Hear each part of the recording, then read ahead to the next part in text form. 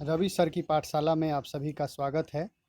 SCERT Bihar के द्वारा चालित ई शिक्षण कोर्स के अंतर्गत अभी 3 कोर्स चलाए जा रहे हैं, जिसमें एक दूसरा जो महत्वपूर्ण कोर्स है वो है एजुकेशनल लीडरशिप। ये मैं आपको दिखा पा रहा हूँ, आप स्क्रीन पर देख पा रहे होंगे। Educational leadership, use of ICT और CPD ऑफ टीचर्स, यानी शिक्षक प्रशिक्षक के लिए शैक्षिक नेतृत्व, सतत वृत्तिक विकास में ICT को संसाधन के रूप में जोड़ना। इसमें कोर्स प्रारंभ करने के दौरान प्रशिक्षण पूर्व सर्वे होता है और कोर्स के अंत में आपका प्रशिक्षण पश्चात सर्वे।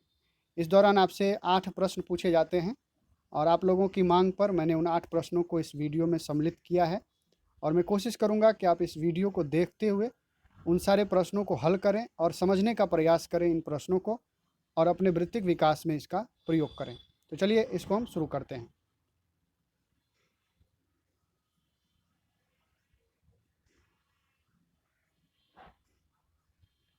पहला प्रश्न कुछ इस तरह से होता है कि एक प्रभावी शैक्षणिक नेतृत्वकर्ता क्या करते हैं। तो इसमें ए ऑप्शन जो है वो सही है, शिक्षकों के वृत्तिक विकास की ज़रूरतों की पहचान करते हैं। बाकी विकल्प गलत हैं, इसलिए इसमें आप ए के साथ जाएंगे, शिक्षकों के वृत्तिक विकास में।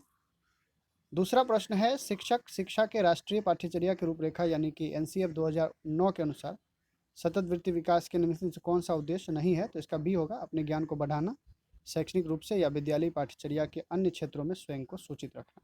ये होगा इसका दूसरा का आंसर, बी हो जाएगा। तीसरे प्रश्न की तरफ बढ़ते हैं। एक शैक्षिक नेतृत्वकर्ता के रूप में शिक्षकों के वृत्तिक विकास की आवश्यकता को जानने का सबसे प्रभावी तरीका कौन सा है। इसका ऑप्शन सी होगा, विद्यालय आधारित वृत्तिक विकास। ऑप्शन सी के साथ आप जाएंगे। चौथे प्रश्न की तरफ हम लोग बढ़ें। चौथे प्रश्न में देखेंगे आप, एक शैक्षणिक नेतृत्वकर्ता की भूमिका में आपको क्या करना चाहिए। तकनीकी रूप से दक्ष हो जाना चाहिए, ICT उपकरण से सुसज्जित हो जाना चाहिए, अपने पास अधिक से अधिक तकनीकी उपकरण रखना चाहिए। ये नहीं होगा, बल्कि डी होगा, शिक्षण अधिगम प्रक्रिया में सहयोग के लिए ICT के सही प्रयोग का नज़रिया रखना चाहिए। यानी कि आप ICT का जो है वो अपने आसपास जमावड़ा कर लें, बल्कि नज़रिया रखिए कि हम कहाँ ICT का प्रयोग कर सकते हैं। पाँचवा प्रश्न आपके सामने है, एक CRCC और BRCC के रूप में आपकी कौन सी भूमिका नहीं है। तो शिक्षकों की नियुक्ति करना CRCC अथवा BRCC की भूमिका इसमें नहीं है। बाकी सारे भूमिकाओं में आप होते हैं। आप मासिक बैठकें करते हैं, वृत्ति विकास के लिए मेंटरिंग करते हैं, प्रशिक्षण देते हैं और विभिन्न प्रदर्शन संकेतकों को स्थापित करने का काम करते हैं। बट शिक्षकों की नियुक्ति का काम CRCC या BRCC के पास नहीं होता है। अगला प्रश्न है, शिक्षकों के वृत्तिक विकास में कौन सी रणनीति सबसे प्रभावी है। तीन में चारों में से आपको सबसे प्रभावी ढूंढना है। तो इसमें होगा शिक्षकों के वृत्तिक विकास की आवश्यकताओं की पहचान करना। तो छठा का आंसर ए हो जाएगा। एक शैक्षिक नेतृत्वकर्ता के रूप में आप शिक्षकों के वृत्तिक विकास की आवश्यकताओं की पहचान कर पाएंगे, तभी आप उनके वृत्तिक विकास के लिए रणनीति तैयार कर पाएंगे। अगले प्रश्न की तरफ बढ़ते हैं। सातवां प्रश्न है, स्थापित शिक्षण शिक्षकों के लिए इन कार्यों में सहायक होते हैं। तो कुछ नया करने में या जो वो कर रहे हैं उसमें से कुछ शामिल करने में। इसका आंसर ए हो जाएगा। पाठ्यक्रम को समय पर पूरा करने की चुनौती तो होती है, लेकिन इसका सबसे उपयुक्त उत्तर होगा कुछ नया करने में या जो वे करते हैं उसी में कुछ शामिल करने। तो ये है सातवें प्रश्न का उत्तर।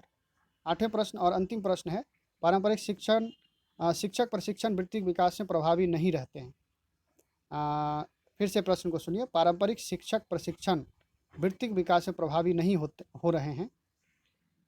रहे हैं, तो आपके अनुसार प्रशिक्षण को प्रभावी बनाने के लिए आगे कौन सी रणनीति अपनानी चाहिए। इसमें एक रणनीति को छोड़कर से सभी रणनीति जो है आपको अपनानी चाहिए। यानी फॉलोअप कार्यशालाएं, सेमिनार और छोटे कोर्स को छोड़कर से सभी इसमें सही होगा। यानी A, C और D, A, C और D तीनों ही इसका सही होगा। इसलिए इसमें तीनों में ही आप बॉक्स को टिक करेंगे और तब अंत में आप फाइनल सबमिट बटन पर टच करेंगे। आपका 8 प्रश्न जो है वो सही हो जाएगा, 8 का 8 सही हो जाएगा आपका। इस तरह से आपने हमारे इस चैनल के माध्यम से इस कोर्स से रिलेटेड सारे प्रश्नों को जाना, उसके उत्तर को समझने का प्रयास किया। आशा है कि आप इस कोर्स को सफलतापूर्वक पूरा करेंगे। अगर आप हमारे इस वीडियो को इस चैनल के माध्यम से पहली बार देख रहे हैं तो हमारे इस चैनल को सब्सक्राइब करना ना भूलें। धन्यवाद।